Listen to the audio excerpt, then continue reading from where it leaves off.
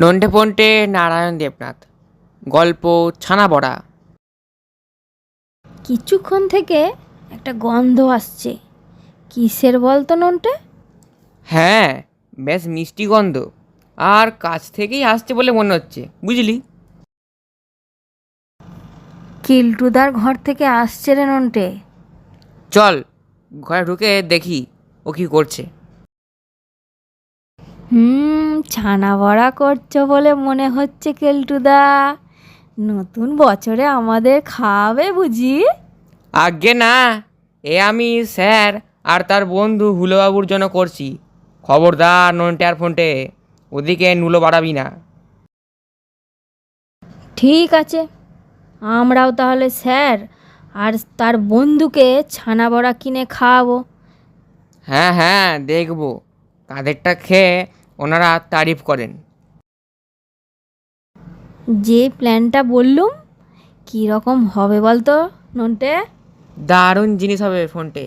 চল শিগগিরই ছানা বড়া কিনে আনি। এই যে কাকু, আপনার দোকানে নকল ছানা বড়া আছে?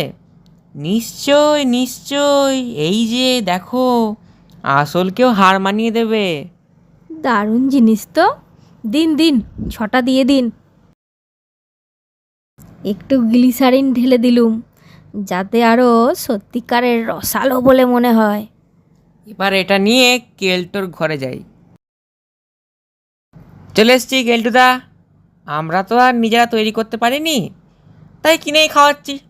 জিনিসটা কীরকম হবে বলতে পারো? কেনা জিনিস তো ভালোই হবে, ওতে আর বাহাদুরি কি আছে? এলটুদা, তুমি তাহলে তোমারটা আগে পরিবেশন করবে, পরে আমরা।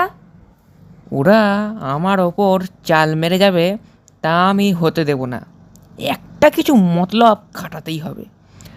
ঠিক আছে, বেশ, তবে তাই হোক। সুপারিনটেন্ডেন্ট বাবুকা বন্ধু লোক আইয়াছেন, আপনাকে বুলাইছেন। এক্ষুনি যাচ্ছি।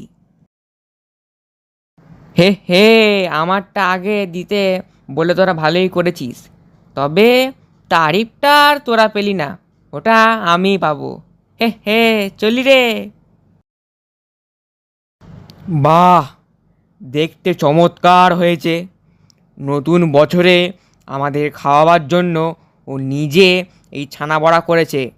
ভারী করিতকর্মা ছেলে, হ্যাঁ আমাদের কেলটু। সাইজও একেবারে দেখবার মতন।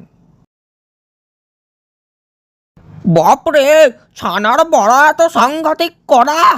ইক, অত ছাড়া চুঁচো, ছানা বড়া দিয়ে আজ তো নড়া ভাঙবো। উফ, স্যারের কি টিপ রে মাইরি!